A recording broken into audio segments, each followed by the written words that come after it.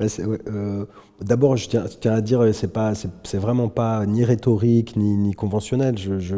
C'était ça a été une très belle saison.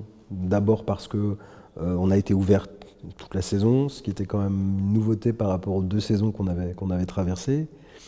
Évidemment, arriver à la tête de la Comédie dans le contexte absolument inouï qu'on a traversé, c'était quelque chose de très particulier. Mais au fond, cette période, elle a été inouïe pour tout le monde, hein, mais je dois dire qu'on a quand même eu je ne sais pas si c'est de la chance, mais en tout cas, si, c'est une forme de chance, ou en tout cas, c'est l'histoire aussi de cette maison et de la fidélité de ses spectateurs, c'est qu'on n'a pas perdu de public, nous, cette saison. Enfin, il faudra regarder vraiment à la fin de la saison quand on fera les vrais bilans chiffrés, mais on n'a pas eu de défection massive des spectateurs. Au contraire, on a vu les gens revenir. Donc la maison, elle a vécu. Donc ça, c'est quand même la... Et elle a bien vécu et quelque chose s'est retrouvé, etc. Ensuite, la période reste une période de grande préoccupation, parce que la crise sanitaire n'est pas finie, et puis parce qu'il y a une sorte d'instabilité générale du monde, on pourrait dire, qui fait qu'on est quand même prudent, pas pessimiste, hein, pas du tout, parce que moi je ne le suis pas, par principe, mais en tout cas prudent, de savoir comment est-ce que les choses vont continuer, vont évoluer. On sent que l'imaginaire des gens est en train de bouger, que leur pratique de sortie, leur rapport au spectacle, tout ça est mouvant. Mais pour l'instant, en tout cas, ça n'a pas été, on n'a pas eu de mauvaises surprises, quoi. Donc je peux quand même dire que ça a été je crois, une belle saison. Ensuite, je- la maison, cette maison, c'est une grande maison dans tous les sens du terme. D'abord dans son aura, dans la portée symbolique sur ce territoire, mais aussi nationalement. Mais c'est aussi une maison qui a une activité très, très, très vaste, très variée. Je suis encore en train d'en prendre la mesure, j'avoue. Je suis encore en train de découvrir des choses, et j'ai l'impression d'être arrivé il y a très très peu de temps, alors que ça fait plus d'un an que je suis ici, mais je suis encore en train de découvrir beaucoup de choses. Alors c'est à la fois très, très excitant, et puis parfois un peu frustrant, parce qu'il y a il y a des choses qui ont eu lieu, et j'ai pas pu être partout, mais c'est bien, je suis là pour un moment, donc j'ai le temps.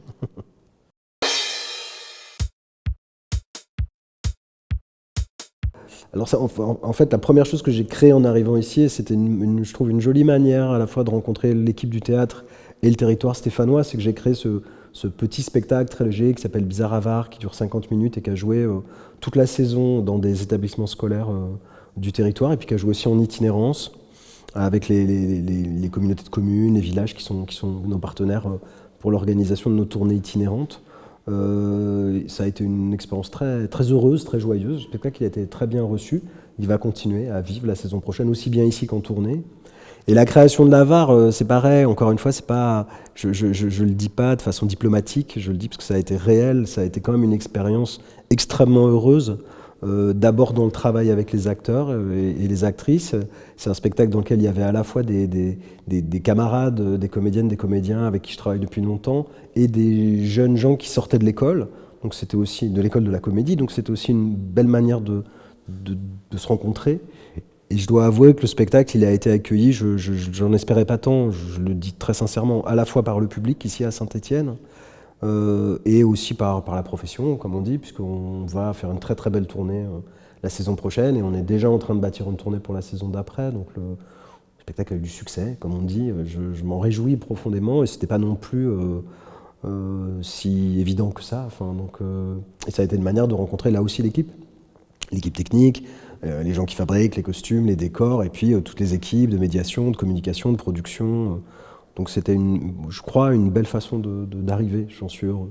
Et un monde meilleur, c'était une reprise. C'était une reprise du dernier spectacle que j'ai créé en quittant Dijon, mais qui n'avait jamais joué parce qu'il a été créé en pleine crise sanitaire, dans les moments où les théâtres étaient fermés. Et là aussi, je crois que c'était en plus une autre facette de mon travail, une facette plus contemporaine. C'est une pièce que j'ai écrite, donc c'est un peu une autre dimension de mon travail. Je crois là aussi que la rencontre, elle a été assez belle avec le public, et on va reprendre le spectacle, notamment en itinérance la saison prochaine. Donc toutes les créations de cette saison, les reprises vont continuer à vivre, on en est heureux. Et puis on a aussi produit, nous, pas mal de spectacles cette saison. Ça a été aussi marquant parce qu'on a produit un spectacle jeune public de Pauline Lédel, La Nuit Labyrinthe, qui a tourné en itinérance, qu'on va reprendre et qui va partir en tournée nationale. On a produit le spectacle de Caroline Aubin, qu'on va reprendre aussi chez nous, Caroline Aubin qui est clown, le spectacle Homo sapiens, spectacle très, très rare, enfin assez original, puisque c'est une création avec 7 clowns, ce qui est quand même rarissime, et qu'on porte en production, qu'on reprend ici à la Comédie, quasiment en ouverture de saison, avant qu'il parte lui aussi en tournée. Donc jusqu'ici tout va bien, c'est comme ça qu'on dit. Ouais.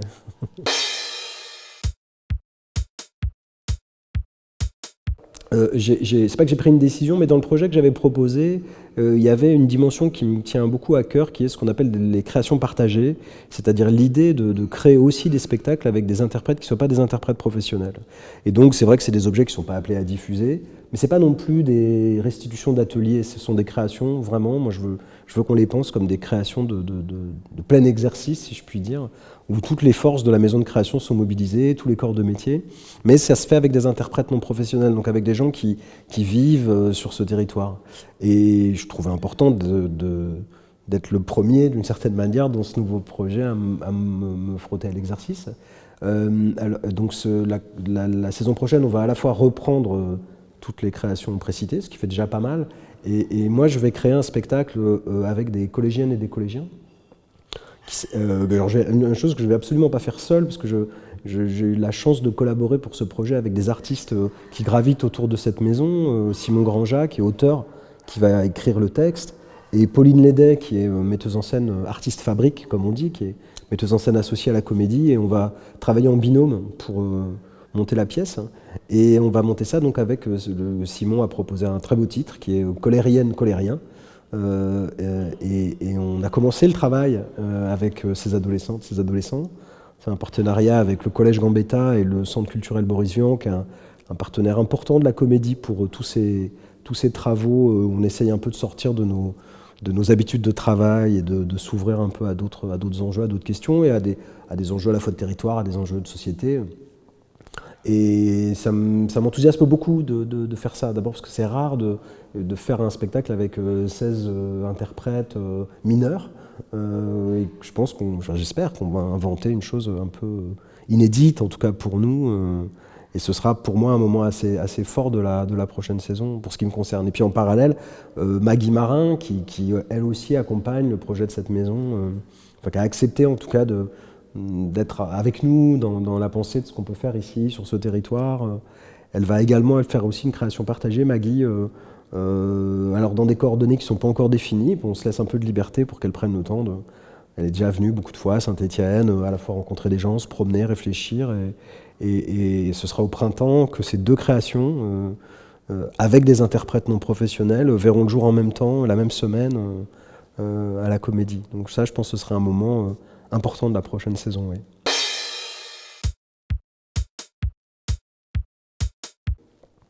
Comme on l'a déjà expliqué, moi je ne suis pas arrivé tout seul ici, je suis arrivé avec 7 autres équipes d'artistes, de ce qu'on appelle les artistes fabriques, ce qui est assez significatif quand même, et on va en retrouver un certain nombre dans l'ouverture de saison, puisqu'on va démarrer la saison avec la création d'Adeline Rosenstein, qu'on avait vue cette année avec Des cris ravages, et qui fait un travail de théâtre documentaire absolument singulier, parce que c'est à la fois un travail très rigoureux sur les matériaux qu'elle recueille et la façon qu'elle a de les travailler, et extrêmement créatif et ludique dans la façon ensuite de faire théâtre avec les matériaux qu'elle recueille. Et donc là, le Laboratoire Poison, c'est le titre de ce projet, va ouvrir notre saison. En fait, c'est un travail au long cours qu'elle a amorcé déjà depuis plusieurs saisons, qui va se finir, aboutir là. Et c'est un spectacle sur la trahison politique. Alors dit comme ça peut être un peu effrayant, elle a toujours comme ça des thématiques qui peuvent paraître un peu massives, mais elle a une façon d'inventer des traitements, elle vient du clown aussi, il y a tout un travail qui fait penser à la bande dessinée dans sa façon d'occuper les plateaux, de travailler comme si elle inventait avec les corps des acteurs, des vignettes, des schémas, des dessins. C'est extrêmement ludique comme façon d'aborder des sujets qui sont toujours des sujets assez massifs, assez graves, et moi j'invite vraiment les spectateurs à venir découvrir ce travail, parce que c'est, à mon sens, parmi les artistes les plus intéressantes actuellement en Europe, sur la façon de savoir comment le théâtre peut activer des questions, un rapport vivant avec le public. Et là, c'est un projet en plus où elle a entraîné avec elle toute une bande de jeunes comédiennes et comédiens qu'elle a formés notamment à l'école de Liège. Ça va être un des moments forts de notre ouverture. Et puis en fait, dans le début de saison, on va retrouver Caroline Aubin, que j'ai cité tout à l'heure, puisqu'on va reprendre Homo sapiens avant qu'il parte en tournée. Et puis on va avoir Pauline Bureau, qu'on a eu cette année avec Pour Autrui, qui est la marraine de la promotion 32, la promotion qui est en ce moment, qui va rentrer en deuxième année l'année prochaine, promotion de l'école. Et Pauline, elle va venir avec un spectacle formidable qu'elle a créé il y a déjà quelques années, mais et qu'on était pressé de présenter au public stéphanois, qui s'appelle Féminine, et qui est une comédie assez délicieuse sur la première équipe de foot féminine. Donc, dans une ville où le football est aussi important, on avait très envie de montrer ce travail de Pauline. Donc ça aussi, ce sera dans les premiers mois de la saison. Et puis on aura aussi la création de Mayan Barthès, qui est artiste associé également, artiste fabrique, et qui fait un travail qui mélange justement des amateurs et des professionnels autour de la question du restaurant, de la gastronomie, de la cuisine, et qui fait un travail assez ambitieux au fond, avec pas mal d'interprètes, et qu'elle a répété ici, et qui va venir se finaliser. Je crois qu'elle va d'abord le créer à Roanne, et puis ensuite il viendra ici à la Comédie. Ça s'appelle Le Plateau. Donc ça veut dire que comme ça, dans notre début de saison, on va retrouver 4 artistes qui sont très importantes maintenant dans l'imaginaire de cette maison. Ça, c'est un premier moment que je voulais raconter. Le deuxième temps fort de la saison, c'est la création d'un moment un peu privilégié qui va s'appeler Court-Circuit, qui aura lieu du 15 au 25 novembre, et qui est un moment dédié à des compagnies régionales, enfin à des compagnies qui travaillent à la fois sur le territoire de Saint-Étienne, de la Loire et un peu plus largement dans la région Auvergne-Rhône-Alpes. Et on a invité 6 de ces compagnies, comme ça, sur 15 jours, à présenter leurs travaux. Et on fait ça en partenariat avec le Théâtre du Verseau et aussi avec la Comète, et donc avec la politique qu'a mis là en place la ville de Saint-Étienne pour soutenir les compagnies émergentes. Et où on va retrouver là aussi à la fois des gens qui travaillent avec nous, comme Pauline Lédet ou Mayan Barthès, que j'ai déjà cité, mais on va retrouver aussi la compagnie AOI, une chorégraphe, Hélène Ratchet. Je ne vais pas citer la totalité du programme. Et puis on collabore aussi avec... Il va peut-être s'enrichir ce programme la saison prochaine, parce qu'on a aussi invité d'autres scènes métropolitaines à faire des propositions, en se disant... réunissons-nous dans ce moment pour donner à la fois de la visibilité, favoriser les rencontres entre les équipes artistiques de théâtre qui travaillent sur ce territoire, parce qu'elles sont nombreuses et elles se connaissent, elles travaillent ensemble. On s'est dit que c'était bien qu'il y ait un moment de visibilité, de rassemblement pour leur travail. Donc ce sera la première édition de ces rencontres théâtrales au mois de novembre l'année prochaine. Voilà, et puis ce que j'ai dit tout à l'heure sur les créations partagées au printemps, ça va être un peu les bornes qui vont rythmer la prochaine saison.